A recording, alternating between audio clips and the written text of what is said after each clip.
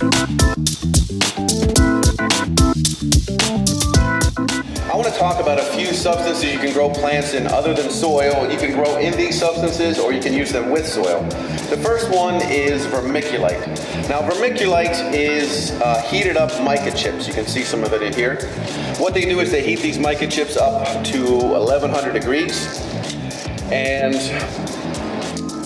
that's how we get vermiculite. Now vermiculite holds water very well, so it slows down drainage, which is what's called permeability, so water won't go through the pot as well.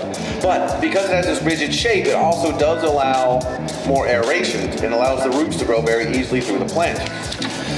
Vermiculite has a neutral pH, about 7.0, so you are going to have to lower the pH for this if you're going to grow plants in it. Plants tend to like a more acidic soil. Now, this can break down into magnesium and calcium, and so this does provide a little bit of nutrients, but not enough to replace any fertilizers you might use. Vermiculite does have what's called a cation exchange capacity, and what this means, well, simply, is that it has a charge, and so certain nutrients are going to stick to it, kind of like static cling when you get your clothes out of the dryer. They stick to each other. This is good because then the nutrients will stay in your pot and the plant roots can then absorb these nutrients. If there's no cation exchange capacity, the nutrients will just run right out of the pot with the water.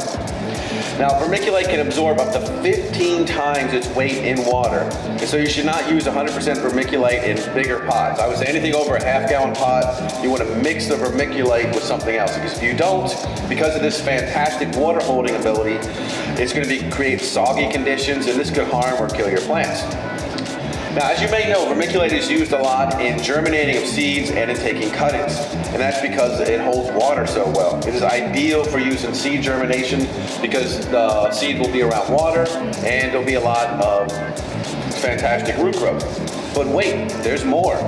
Unlike with most soils, vermiculite is sterile. So what this means is if you use vermiculite, you're gonna have less damping off, less fungal problems than you would if you use soil, because soils are not sterilized.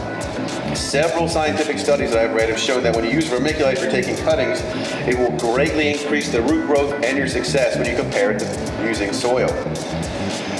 Now, word of warning, there is what's called an insulation grade vermiculite. They use it for insulating homes and such. This is much more alkaline and oftentimes is treated with chemicals. So make sure you get vermiculite that's plant grade from HTG Supply. Do not get the insulation grade. That is not meant for growing plants. Those chemicals can be toxic to your plants or to you.